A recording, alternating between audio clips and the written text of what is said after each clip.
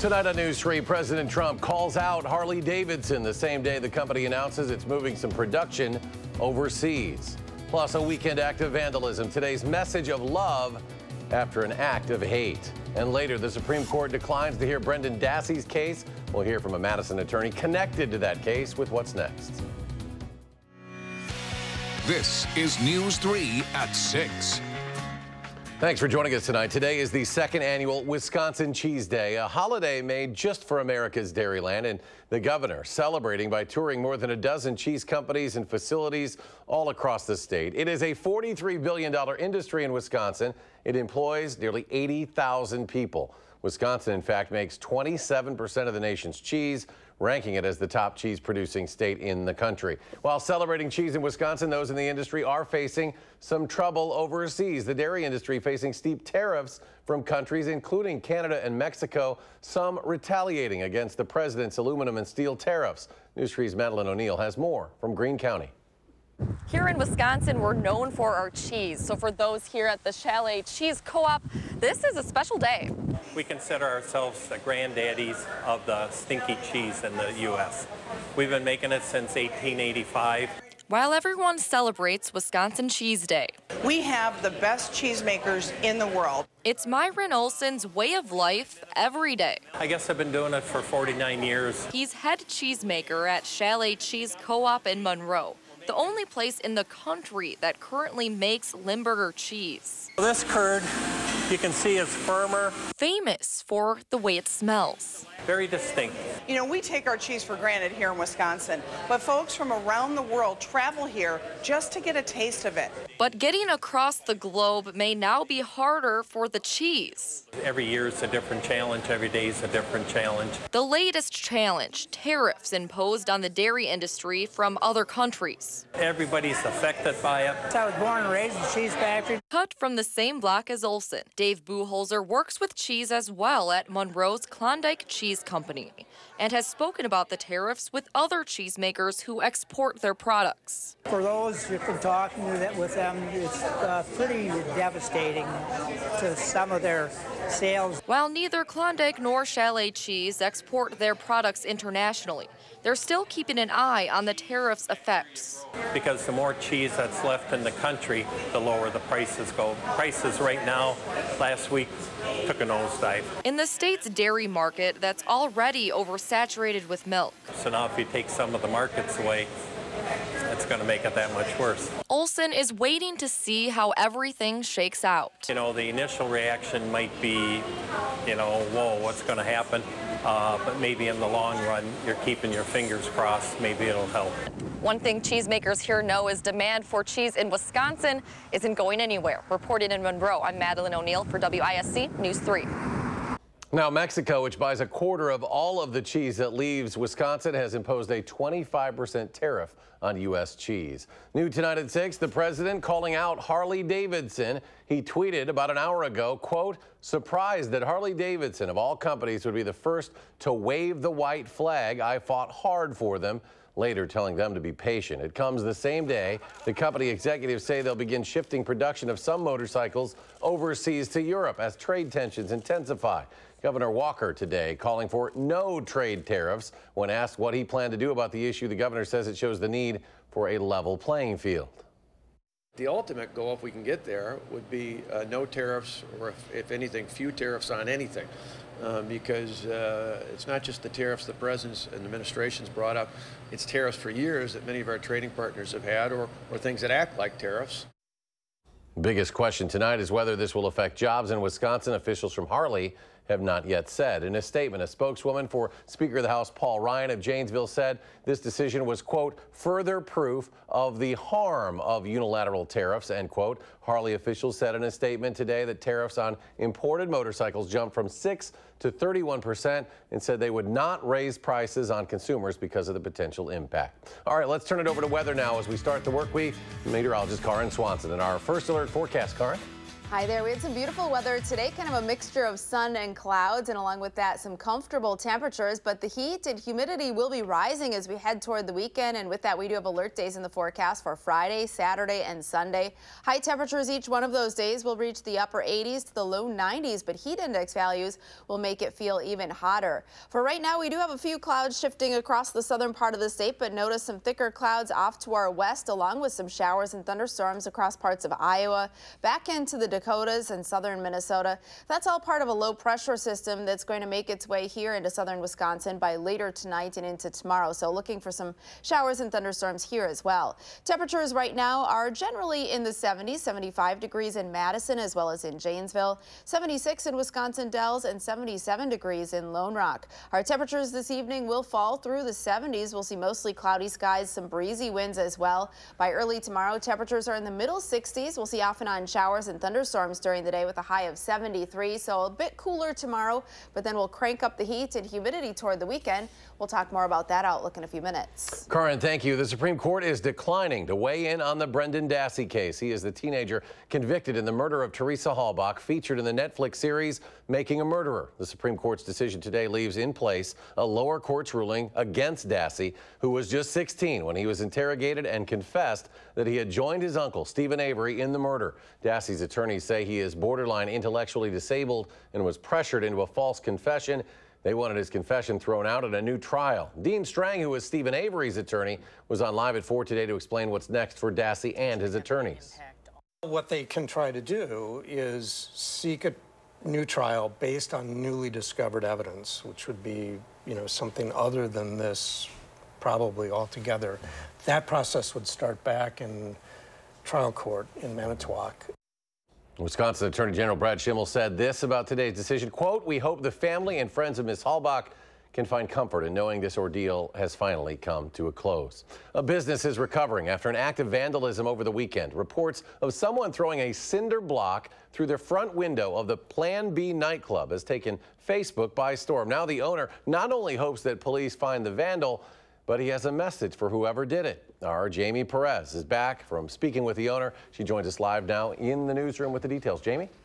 Eric, let me just start by saying the amount of sheer positivity emulating from the owner of Plan B, in spite of everything that's happened, is truly inspiring. He truly embodies his message that he has displayed out front of his club right now of love trumps hate. Now, over the weekend, a vandal came by the club in the middle of the night and threw this cinder block through the front window of the club. Now, thankfully, no one was hurt, but it will cost about $2,500 to fix the window. The owner, Corey Grayson, is keeping a positive attitude, saying that's really all he can do at this point. Madison is strong in celebrating diversity and marginalized communities, and not to be discouraged, but find strength and hope in, these messages of a negative, We can turn it into a positive and promote more love than hatred. Corey added that there were witnesses this weekend who saw the person that threw the cinder block, and a police report has since been filed. So even though the window may be broken, Corey's attitude is anything but. Jamie Perez reporting on our News Center tonight. Jamie, thank you. A Madison man facing charges tonight after police got a call from a young boy saying he had been abused. 37-year-old Mark Shawanowski is facing charges of child abuse, disorderly conduct, and strangulation. Police say the 13-year-old boy called UW police last night to report the assault. Officers found him with injuries to his face and arms and pain in his chest and abdomen. Officers say it was not a random attack. A family without a home today after a late-night fire that caused $250,000 in damage. The Sun Prairie Police Department was called just before 11:30 last night to the fire. This was on Prairie View Drive in the town of Bristol. Crews say they confirmed everyone was out of the home and then worked to put that fire out. They say the focus of that fire was in the garage area where there were two vehicles, a motorcycle and gas cans as well. Firefighters stayed on scene for about 4 hours until 3:30 this morning. Damage estimated at $150,000 for the structure, more than $100,000 in personal belongings. Still to come tonight at 6, Concerts on the Square begins this week. We'll have a preview. Plus, the city clerk's office wants to make sure everyone gets a chance to vote absentee ballots. Now available. That and more just ahead.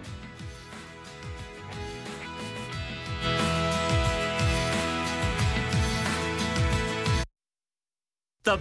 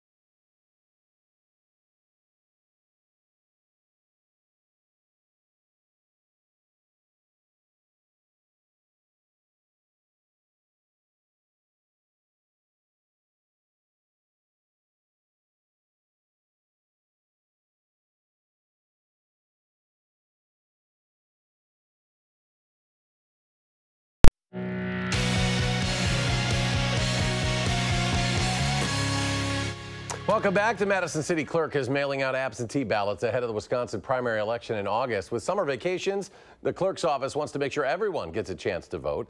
If you know you're going to be gone on voting day, you can request one in person through the mail or online. But due to the nature of primary elections, absentee voters should pay close attention. This is the election where you have to pay close attention to the instructions, because it's as if 5 different parties are each having their own election, but you can only vote in one of those elections. Ballots that do not identify a party but vote in more than one party primary will be invalidated. Now, if you need an absentee ballot, the clerk's office will be mailing them through August 9th. Madison police reminding moped drivers of a new parking ordinance after receiving a number of recent complaints. The ordinance went into effect in January to create more public walking space in the downtown area. Under that ordinance, mopeds and motorcycles can park on the street in any legal space, but not on sidewalks or by bicycle racks. Up to 3 mopeds or motorcycels can park in a single metered space.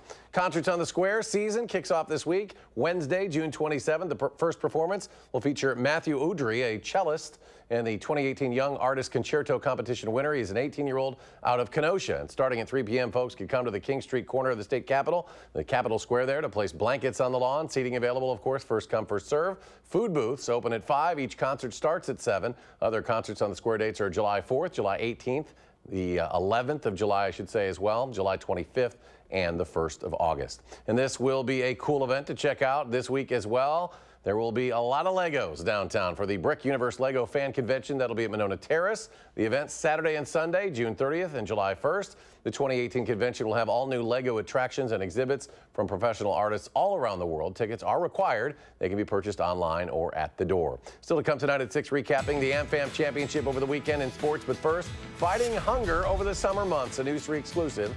It's next at 6. We'll have some thunderstorms Tuesday, and those will be followed up by some high heat and humidity later this week. I'll have that forecast coming up next.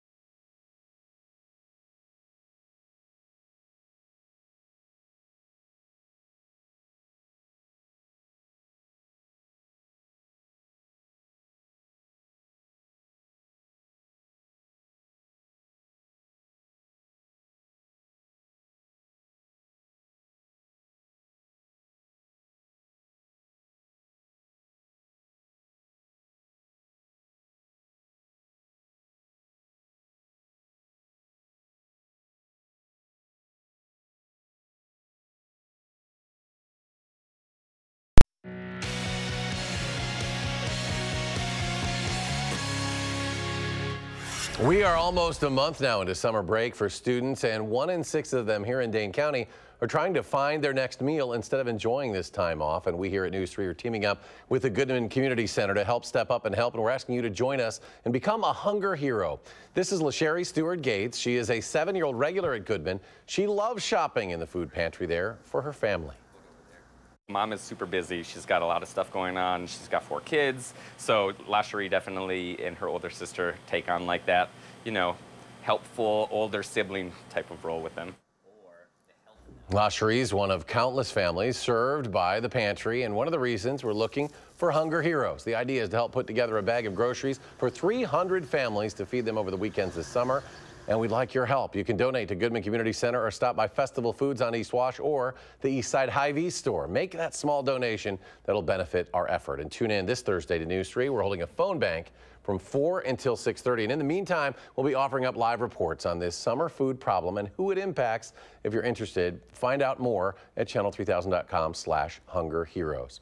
And Karin Swanson joining us now as we look ahead. The work week underway. A little bit cool. We saw the winds kick up this afternoon, but the heat is on the way for the weekend, right? It is, yeah, especially by Thursday, Friday, and into the weekend, we'll really be feeling that heat and that humidity. But for right now, it's still very nice outside at this hour. We've got a mixture of some clouds and sunshine, but notice some thicker clouds off to our west, and that's where we are seeing some rain early this evening. In fact, looks like a tornado watch just issued back into parts of Iowa, and that is in effect until 9 o'clock this evening. All of those showers and thunderstorms eventually making their way in our direction very late tonight and into the day tomorrow. As far as that severe weather threat for the rest of today, the better chances of seeing those strong storms will stay back into Iowa. Then tomorrow, just kind of grazing right along the Wisconsin-Illinois state line, seeing that marginal risk of a stronger thunderstorm just kind of squeak its way into southern Wisconsin. So that's showing an isolated chance that one of those storms could become strong or severe. But the main severe weather outlook or severe weather threat for tomorrow will stay off to our south. Temperatures look cooler tomorrow with some of those showers and thunderstorms, 73 degrees, but after that will really climb. Temperatures up close to 90 degrees by the time we hit Friday and into the weekend. Heat index values are going to make it feel even hotter, and with that we do have some alert days in the forecast for Friday, Saturday, and Sunday. Some of those heat index values well into the 90s. A couple of those days approaching 100 degrees during the afternoons of Friday and Saturday. Here's our time lapse in Platteville today, seeing some sunshine in that direction, a few clouds streaming through from time to time, getting thicker at times this afternoon, but overall some very nice weather to go around today. 78 degrees and 58 were our temperatures today. Normals are 81 and 59. Right now in Madison it's 75 degrees. Those winds are east-southeasterly at 14 miles per hour, so still a bit breezy at this hour, and that breeze is keeping temperatures ever so slightly cooler over toward Lake Michigan, but the rest of us are seeing those 70s right now. 74 in Wisconsin Dells, 75 degrees over toward Mineral Point. Across the rest of the region, we have temperatures generally in the 70s and in the 80s. Some higher temperatures just down to our south. Here's the low pressure system we're going to be focused on. That moves in late tonight and into tomorrow, bringing us some of those showers and thunderstorms. Those showers and thunderstorms then come to an end late tomorrow night, and we are looking at some mainly dry weather as we head toward the middle of the week before we crank up those temperatures late this week. 64 degrees tonight, some breezy winds. Those thunderstorms then arrive late tonight. Showers and thunderstorms at times during the day tomorrow. Highs up to 73, so looking a bit cooler and also a bit breezy tomorrow. Here's that future track forecasting. Those clouds move in with some of those showers start to develop late tonight. We'll see off and on showers and thunderstorms then through the day tomorrow. Temperatures climbing to the low 70s in the afternoon. All of those make their way through as that low pressure system moves just to our south, and we should see that wet weather come to an end then early on Wednesday morning. As far as precipitation potential, many areas looking at a quarter to a half inch of rain, but some of those storms moving right on top of you could drop a quick 1 inch of rain as we head through tomorrow. Behind that, looking at a mainly dry day Wednesday, some nice temperatures that day as well, and then we'll really heat things up for later this week into the weekend. Several days close to 90 degrees with those alert days for Friday, Saturday, and Sunday. We'll keep the heat and humidity around even into next week. The Bucks' new draft pick sounds like a real company guy. He'll do whatever they need him to do. The story's coming up in sports. Hi, I'm Michelle Carolla. Tonight on the news at 9, the Janesville City Council is considering moving polling places from 3 schools to other locations. We'll tell you why. That's first on Fox at 9. It's important.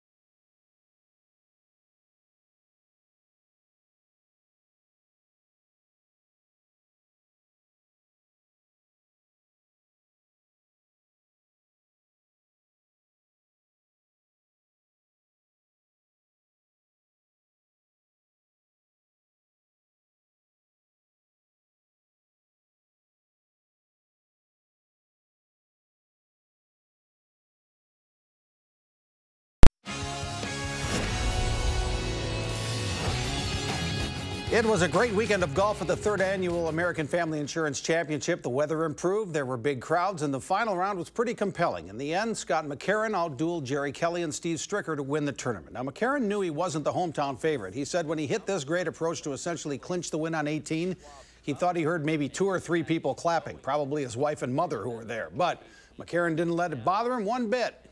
Jerry and Steve both are true champions and local favorites, and of course everybody's going to be rooting for them. And it was kind of nice. My wife's from Waukesha, so even though I'm not from Wisconsin, my wife is from Wisconsin, and her mom was out this week too, Linda Klein. So it was really nice to have some family here. As for the local guys, Kelly finished 2nd, Stricker tied for 3rd. Kelly moved into 1st place in the Schwab Cup standings, just ahead of Bernhard Langer. But again, the big winner will be the local charities who will benefit from the tournament. Stricker, the tournament host, can't thank everyone enough. We're very fortunate. The word is out that we're doing some good things here, and obviously we're raising these monies for charities, and but to get the support from the community and the players alike. You know, if we don't have the players come, no one else is going to come out. In Milwaukee today, the Bucks welcome their first-round draft pick Dante DiVincenzo to town. DiVincenzo was the 17th overall pick in last week's draft and was assigned uniform number 9. At Villanova, he came off the bench as the 6th man for the National Collegiate Champions.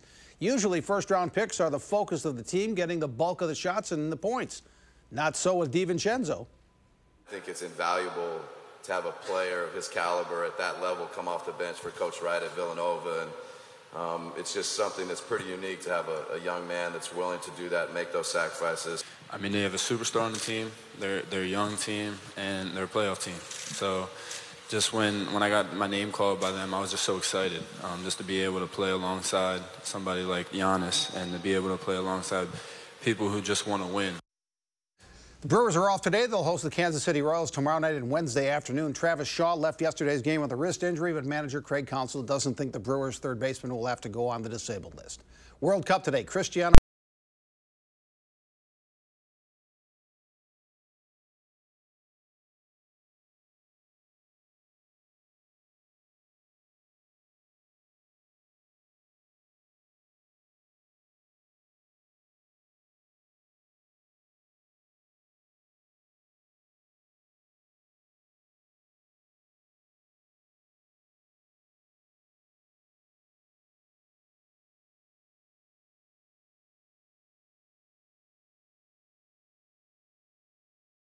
into the young guy's hair. He holds up the phone. The barber goes freehand, or free razor, if you will. Today, the barber put images of Ronaldo and Falcao on the back of that little dude's head. Now, you have young kids, Eric and Karen. That guy's better than the guy that did Brandy Chastain's Hall of Fame. Now, what if your children wanted to do that? I don't think my little guy could hold still long enough for that. Maybe it'll grow back. Maybe they'd want their parents' images on the back of their heads. That'd be kind of nice. That way we always know that they're connected to us. They're with us. That one's with me. Yeah, there you go. All right, final check of the forecast. All right, temperatures tonight dropping back into the middle 60s by early tomorrow. So a mild night tonight. We'll see those showers and thunderstorms arrive late tonight, and we'll see those off and on through the day tomorrow. High of 73, and then any showers and thunderstorms will come to an end late tomorrow night with some dry weather expected for Wednesday. After that is when we really heat those temperatures up toward the weekend. Highs close to 90 degrees. Corinne, thanks. Thanks for joining us for News 3 at 6. We'll see you at 10. Download the new Channel 3000 app and get alerted on your mobile device the minute news breaks. Wherever you go, be the first to know with Channel 3000.